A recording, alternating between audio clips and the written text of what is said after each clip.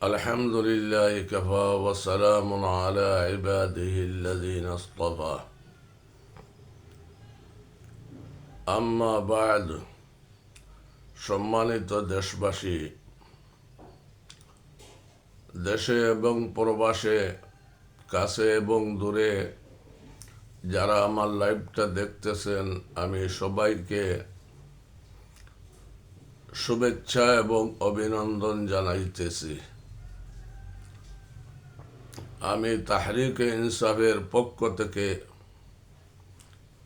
হাফিজ মৌলানা ওয়াহিদুজ্জামান কাসিমি সিলেট থেকে লাইভ করতেছি। আমার লাইভটা আরম্ভ থেকে শেষ পর্যন্ত মনোযোগ সহকারে শুনবেন এবং লাইভটারে আপনাদের বন্ধু বান্ধব আত্মীয় স্বজনের মধ্যে আপনার সাবস্ক্রাইব করিয়া শেয়ার করিয়া ছড়াইয়া দিবেন। এই আরজ আপনাদের খেদমতে করিয়া আমার লাইভ আরম্ভ করতেছি। সম্মানিত দেশবাসী, আমরা আল্লাহ পাক রব্বুল আলামিনের মেহেরবানি জুলাই আগস্টের বিপ্লবের পরে আল্লাহ পাকি আমাদেরকে এমন একজন ব্যক্তি দান করছেন, যে ব্যক্তির নাম ডক্টর ইউনূস, যিনাকে আমরা প্রধান উপদেষ্টা বানাইছি, যিনার খ্যাতি সমস্ত বিশ্বে ওনার খ্যাতি আছে। ওনাকে সমস্ত বিশ্বের মানুষ একজন নোবেল বিজয়ী হিসাবে আপনার পরিচিতি লাভ আছে। এমন এক ব্যক্তিকে আমাদের দেশের প্রধান উপদেষ্টা বানাইতেছি।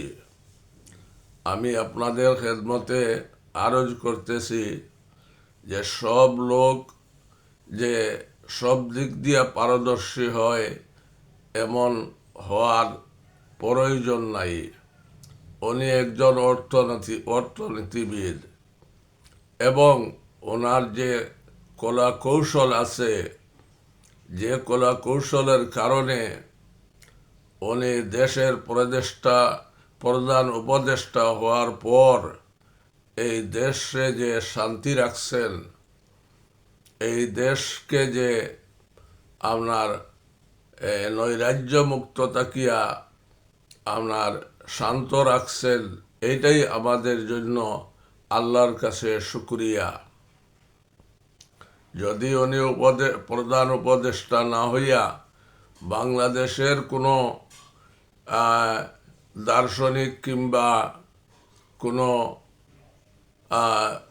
অন্য কোনো লোক হইতো, তাহলে এই দেশ আপনার আরো অরাজকতার দিকে যাইত। আর বিগত ফ্যাসিস্ট সরকার আসিয়া আবার এই দেশে আপনার অরাজকতা সৃষ্টি করত।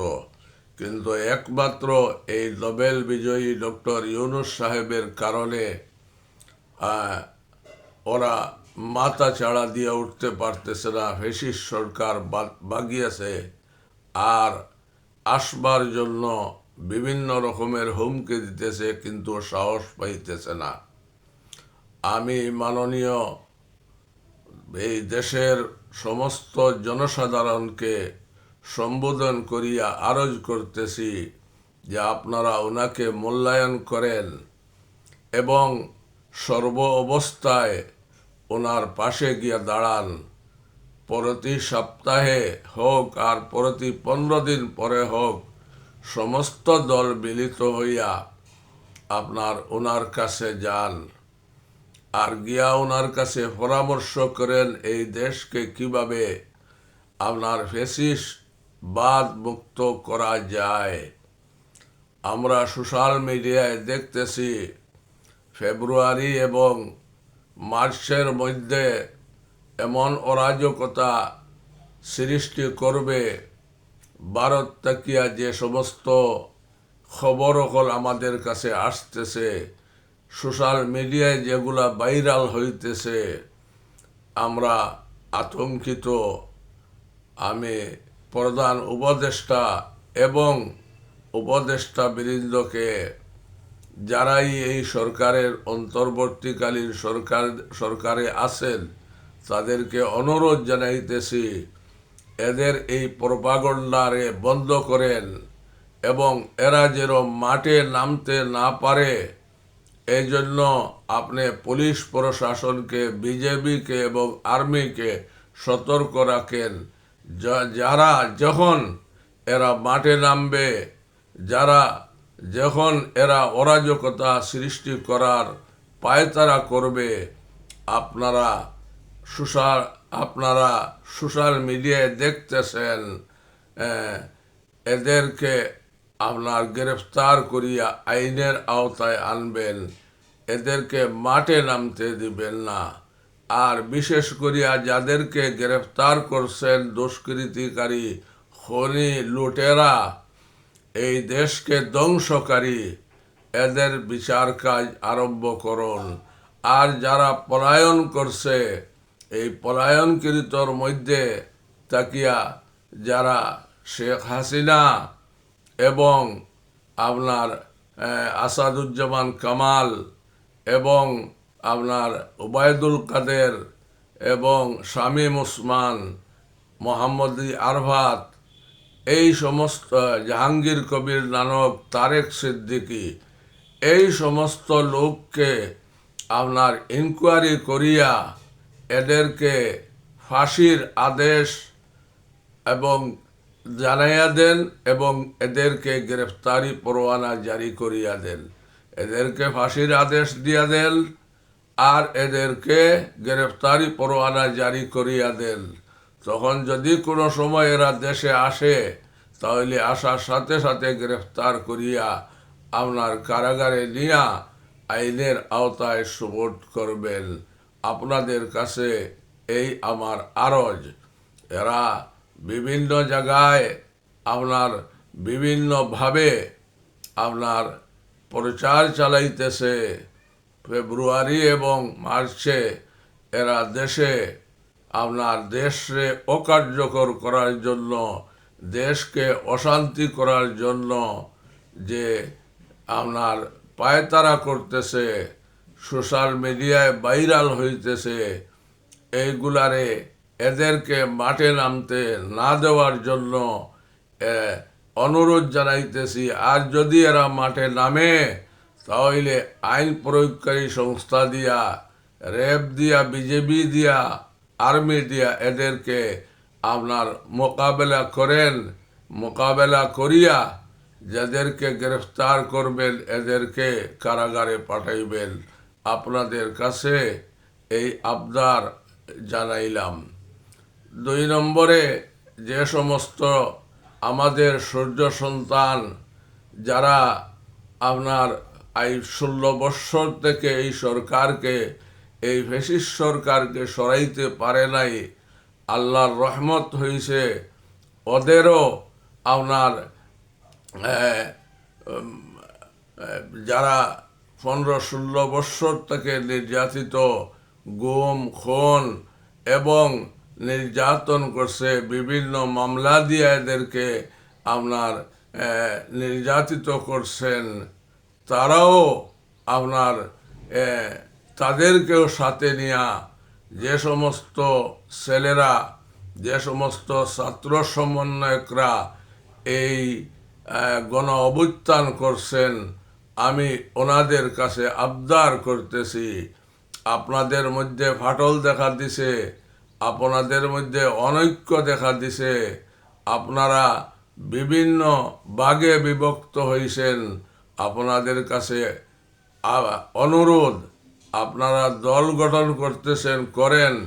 যে দল গঠন করলেই যে আপনারা দেশ শাসনের আপনাদেরকে নিযুক্ত করবে এমন কোনো নাই। আপনারা দল গঠন করেন, করিয়া আস্তে আস্তে আগান, কিন্তু গণবিপ্লবকে আপনার ধ্বংস করতে দিবেন না।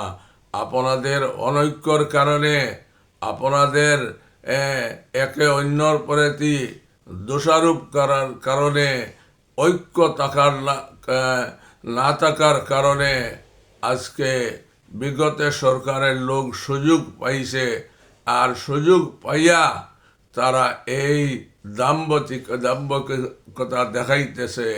আপনারা মেহরবানি করিয়া আপনারা দল করেন, এতে কোনো বাধা নাই, কিন্তু দল করতে গিয়া আপনারা এই গণবিপ্লবকে যে ধ্বংস করতেছেন, আপনাদের অনৈক্যের, আপনাদের কাদা ছুড়াছুড়ির কারণে, আপনারা বিভক্ত হওয়ার কারণে আজকে ফ্যাসিস্ট সরকারের লোক আপনার সুযোগ পাইয়া, সুযোগ সন্ধানী হইয়া তারা দেশের মধ্যে অরাজকতার সৃষ্টি করতেছেন। এই জন্য মেহরবানি করিয়া যে আপনারা এত মানুষকে, এত লোককে, প্রায় 2000 লোককে শাহাদত বরণ করাইছেন, প্রায় 10,000 মানুষকে পঙ্গু করাইতেছেন, এদের রক্ত এখনো শুকায় নাই।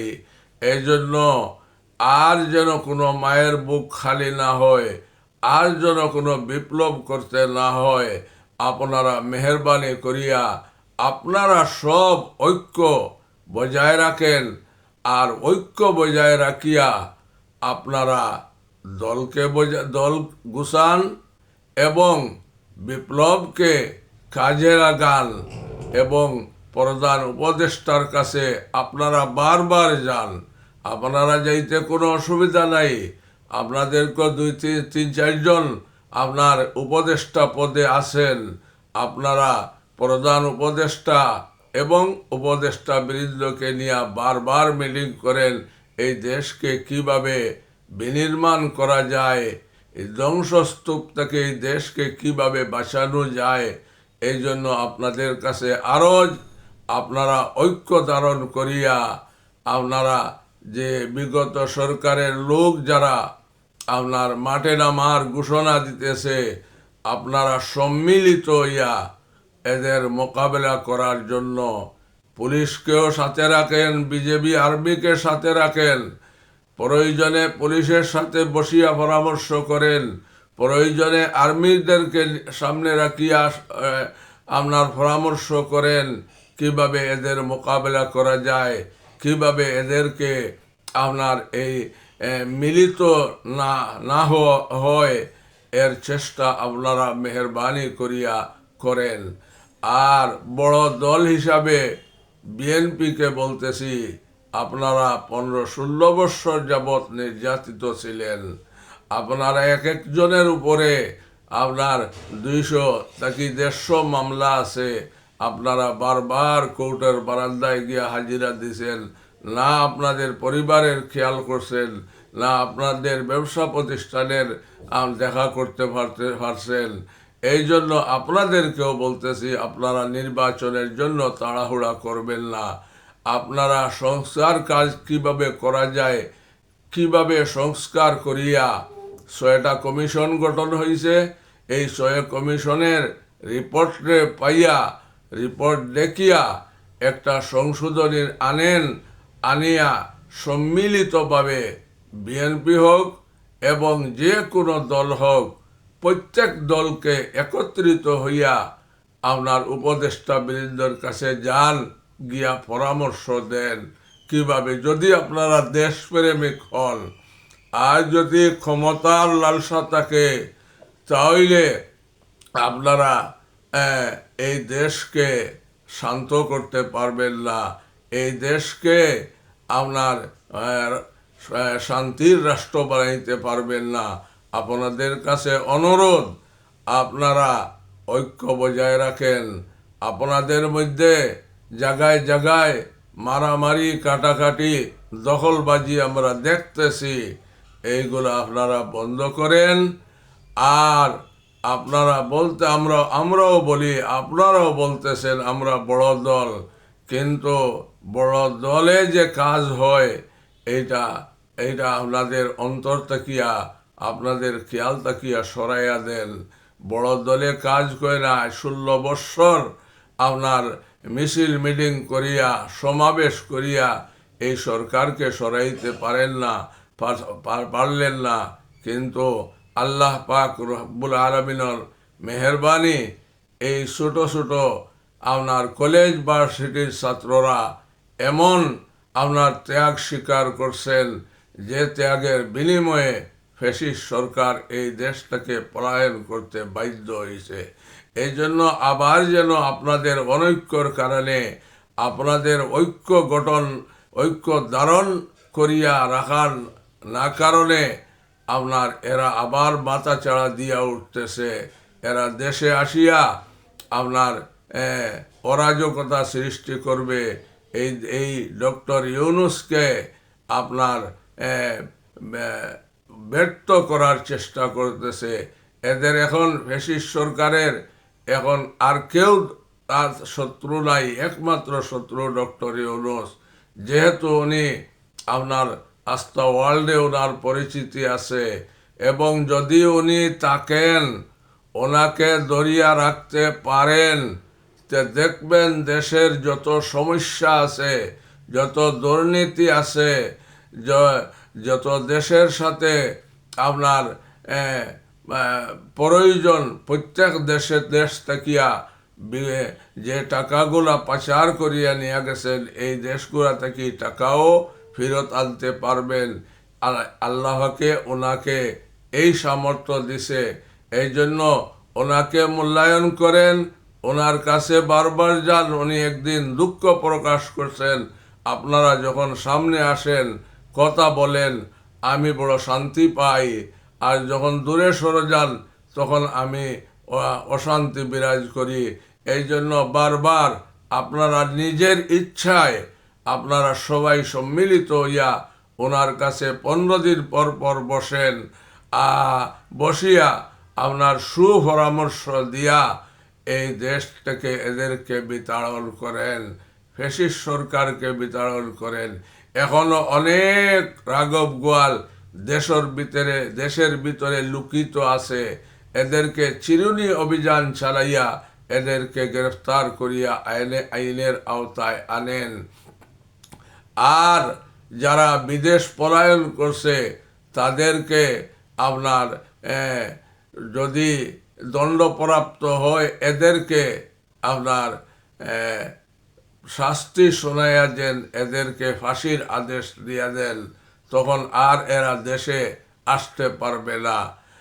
আর ভারত তাকিয়া যারা এই সন্ত্রাসী কার্যকলাপ চালাইতেছে, ভারত সরকারকে জানাইয়া দেন যে আপনার দেশে বসিয়া আমাদের দেশকে অশান্ত করতেছে, এদের মুখ বন্ধ করেন, এদেরকে গ্রেফতার করিয়া আমাদের দেশে পাঠান, আমরা বিচার করব।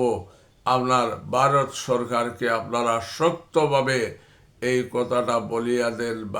ভারতের রাষ্ট্রদূত আছে, ওনারকেও বারবার তলব করিয়া ওনার কাছে এগুলা জানান, যারা ভারত থেকে আর কোনো ধরনের আপনার বিভ্রান্তি ছড়ানোর কোনো কাজ ওনারা ভারতে বসিয়া না করতে পারে, আর এই দেশকে অশান্তি করতে না পারে। এই জন্য মেহরবানি করে এই কাজটা দ্রুত করেন। আপনারা সবাই আবার সম্মিলিত হন নিকটবর্তী হইয়া এদেরকে সামাল দেওয়ার জন্য যে প্রস্তুতি গ্রহণ করার দরকার এই প্রস্তুতি গ্রহণ করেন। আর আমি আরেকটা পরামর্শ আপনারা দিতেছি, যারা নির্দোষ বিগত সরকারের যারা বুটের মাঝে যাদের বিগত সরকারের সহযোগে ছিলেন, বা বিগত সরকারের যারা দোষী নয়, এরা যদি আবার নির্বাচনে আসতে চায় তাদেরকে বলিয়া দেন, এই যে 200 মানুষ শহীদ হয়েছে, 10,000 মানুষ আহত হয়েছে, যাদের পাও নাই, হাত নাই, আপনার চক্ষু নাই, এদের গরিব ক্ষতিপূরণ বাবদ আপনার 10 মিলিয়ন আপনার টাকা আপনারা এরা দেন, দিয়া এরপরে নির্বাচনে আসার আপনারা যদি ব্যবস্থা করেন, এরা সুযোগ দেন, তাহলে ক্ষমা চাইয়া আপনার ক্ষতিপূরণ দিয়া এরা নির্বাচনে আসার সুযোগ করেন। আর না হইলে এদেরকে নিষিদ্ধ করিয়া দেন, এদের নিবন্ধন বাতিল করিয়া দেন, যারা আর দেশে আসিয়া কোনো ধরনের আপনার নৈরাজ্যকর সৃষ্টি করতে না পারে। এই আবদার আপনাদের খেদমতে রাখিয়া আর উলামায়ে কেরামকে বলতেছি, জামাতে ইসলামী চরমোনাইর পীর সাহেব, খেলাফত মজলিসের আল্লামা মামুনুল হক সাহেব, নিজামে ইসলাম, জমিয়ত উলামায়ে ইসলাম, এই সব ইসলামী দলকে আরজ করতেছি, আপনারা প্রতি মাসে এক টেবিলে বসেন, সবাই সম্মিলিত হইয়া এক টেবিলে বসিয়া আপনারা পরামর্শ করেন, আর একই মার্কানিয়া নির্বাচনের সম্মিলিত হইয়া প্রচেষ্টা চালান, একই মার্কানিয়া আপনার নির্বাচনে অংশগ্রহণ করেন। ইনশাআল্লাহ আগামীর বাংলাদেশ ইসলামী বাংলাদেশ হবে। এই আশা ব্যক্ত করিয়া আমি আপনাদের কাছ লাইভ থাকিয়া বিদায় নিতেছি। আসসালামু আলাইকুম ওয়া রাহমাতুল্লাহ।